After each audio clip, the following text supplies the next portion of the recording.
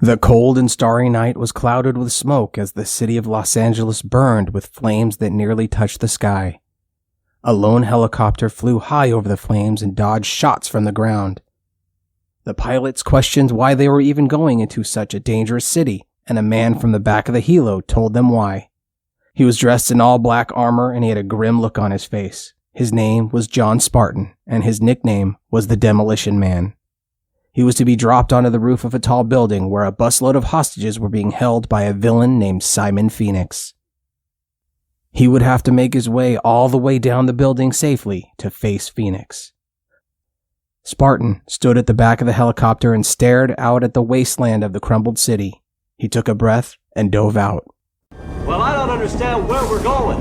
You're doing a good deed. Want to give us a better reason? Yeah, a maniac hijacked a municipal bus with 30 passengers on it. That's a pretty good reason. And I got a real bad hunch where those passengers are and who that maniac is. You want to share it with us? Phoenix. Simon Phoenix. Spartan ran through the building, taking out all of Simon Phoenix's bad guys. He jumped down an elevator shaft, attaching a rope at the very last second. It snagged tight, allowing John to land safely on the bottom floor. He walked slowly into a room where Simon Phoenix was waiting. Phoenix had dark skin, blonde hair, and loved being the villain. Spartan asked again and again about the hostages. Phoenix just laughed and joked, and that made Spartan angry. Spartan raised his weapon, ready to fire a shot, but Phoenix took a breath and threw a cigarette at Spartan, lighting the puddle of gasoline he was standing in. You're under arrest. Arrest? And you're trespassing. Where are the passengers? Yes, the passengers. But passengers are gone. Is it cold in here? Or is it just me? The fire burst high, causing Spartan to drop his weapon. Spartan looked around, surrounded by flames, and he looked for a way out. He saw Phoenix laughing through the flames, and Spartan burst through the flames, tackling Phoenix. He busted Phoenix up pretty easily, and he dragged him out of the building in handcuffs.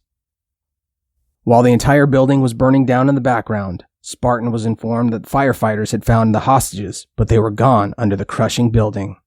Spartan was struck with the realization that burning the building down eliminated the people he was there to save. Phoenix laughed and told Spartan that he would see him later. See you, sweetie! Honey! Sugar! Spartan was found guilty and sentenced to 70 years in cryostasis. John would be frozen in a block of ice for 70 years. As John lay down and waited for the water to fill up, he watched a special purple drop fall into the water. The purple drop froze everything around John in an instant. The last thing he saw before he was frozen was a block of ice next to him containing a frozen Simon Phoenix. Fast forward 36 years. A police officer named Lenina Huxley was riding in her auto police car doing a video conference call with the prison director. Nothing new to report. She arrived at the police station hoping that there would be something for her to do. Nothing to report. It was another boring day as times had changed. There was little to no violence, no trouble, and police officers really didn't do anything. She desperately needed something to happen. Little did she know, she would get more than she bargained for. As it is a beautiful Monday morning, and as my duty log irrationally requires it, I'm hereby querying you on the prison population update. Does the tedium continue? Your earnest questioning is as amusing as it is irrelevant. The prisoners are ice cubes. Don't you ever want something to happen? What I wouldn't give for some action. The prison director faced a prisoner who was just unfrozen and locked to a chair. 2 guards stood to the rear. The prisoner slowly raised his head, showing off his light green eyes.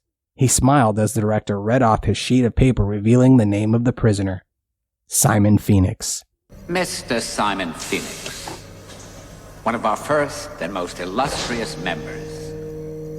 Allow me to welcome you to your parole hearing. Let's get this one over quick. Suddenly, Phoenix whispered a word to the director, the password to the handcuffs. The cuffs burst open and Phoenix was loose. He destroyed the 2 guards with a strong karate kick and then knocked out the director with 1 punch. He stole a car and headed for the city. Phoenix pulled over and entered a future phone booth that included a computer.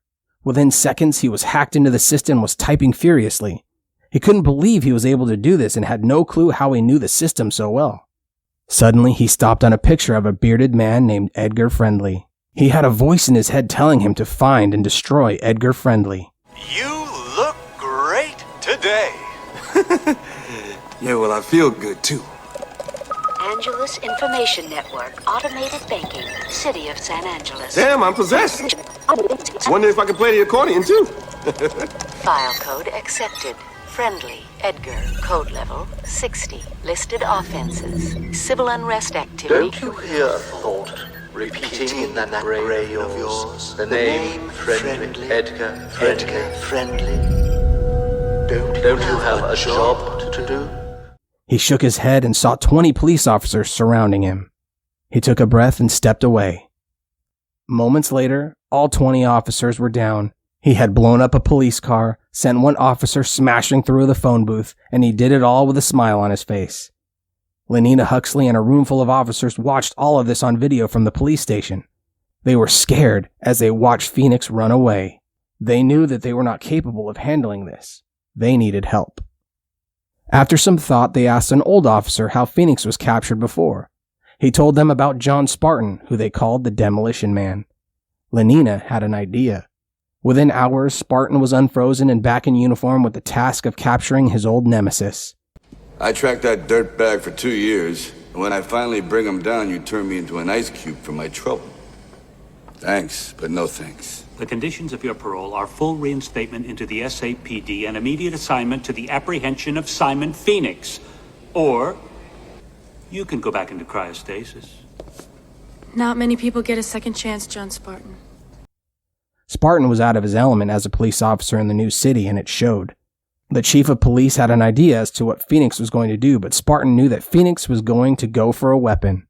The chief laughed and said it was ridiculous, because in their time, the only place you could even view a weapon was in a museum. Spartan immediately knew where Phoenix was headed. Huxley and Spartan jumped into their car and arrived at the museum within minutes. Spartan told Huxley to stay outside as he marched in alone. He walked through a hallway when, boom! A door blew open and he heard a familiar voice. The museum is no longer sealed, is it? What can I say? I'm a blast from the past. Should have stayed there. Oh boy, that voice sounds familiar. Who is that? Phoenix saw Spartan and laughed. He started firing at him and they both dropped into a pit. They stood toe-to-toe and started fighting. Normally, Spartan could beat Phoenix easily, but not this time. Phoenix was twice as strong, faster, and he knew karate this time. He beat Spartan easily and stood over him and he smiled. Spartan jumped up and threw an electrical wire into the puddle of water at Phoenix's feet. The shock sent Phoenix reeling. He flew 20 feet away, and when he woke up, he grabbed his futuristic laser weapon and fired a blast at Spartan. After a bunch of explosions, Phoenix escaped. Spartan was upset that the museum was demolished and Phoenix had gotten away. He wondered how Phoenix was so advanced after being frozen. He had Huxley look up the computer to see Phoenix's record. She found that while he was frozen, Phoenix was trained in advanced combat, karate, explosive, and a bunch of other skills that made him more dangerous than ever. Spartan wondered why this happened. Huxley told him that a man named Dr. Raymond Cocteau created the program, and Spartan knew they had to go there next.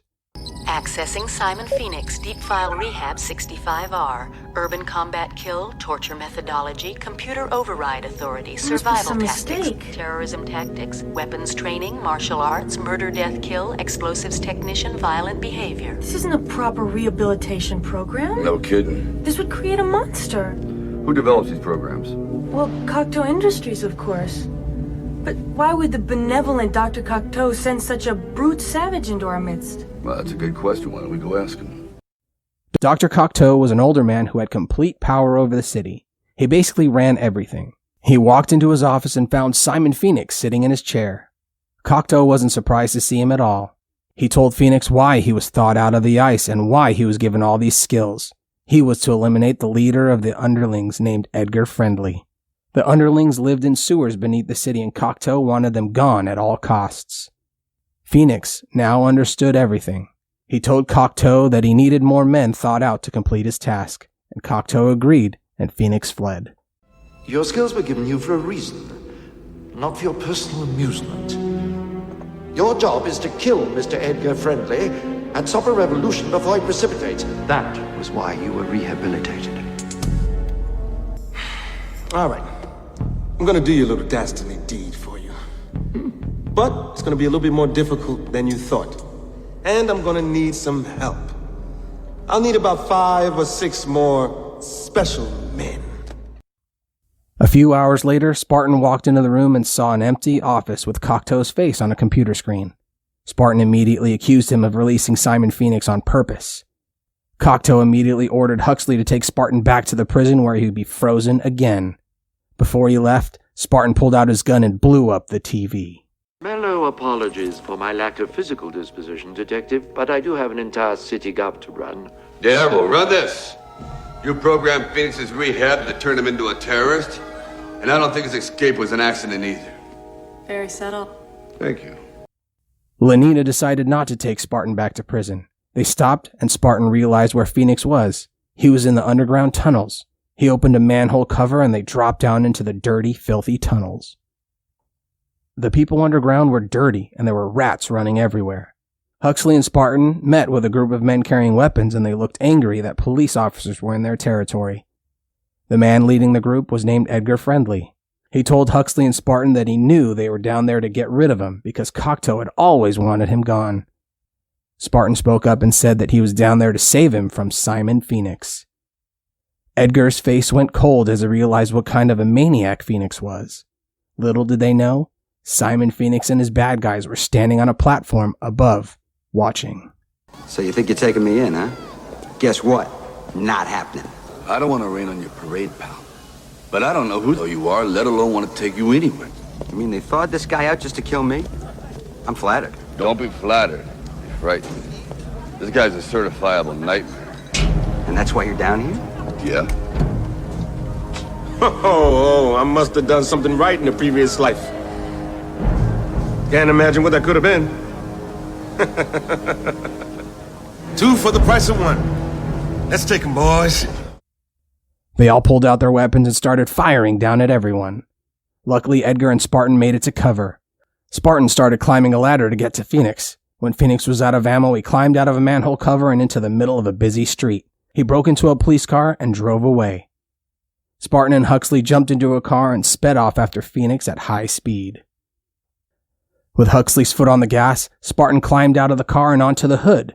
Huxley got close enough and Spartan leaped from the moving car and landed on the top of Phoenix's stolen police car. He punched right through the window and grabbed Phoenix. Phoenix ripped off the car door and flipped Spartan off the top and held his head to the road as the car was speeding down the road. Just before his face hit the road, Spartan yanked Phoenix out of the car and he went skidding down the street. Spartan wasn't able to stop the car and it crashed into a building made of glass. The entire building was demolished. Phoenix had enough. His men were gone and he needed more help. He went to Cocteau again and demanded more men.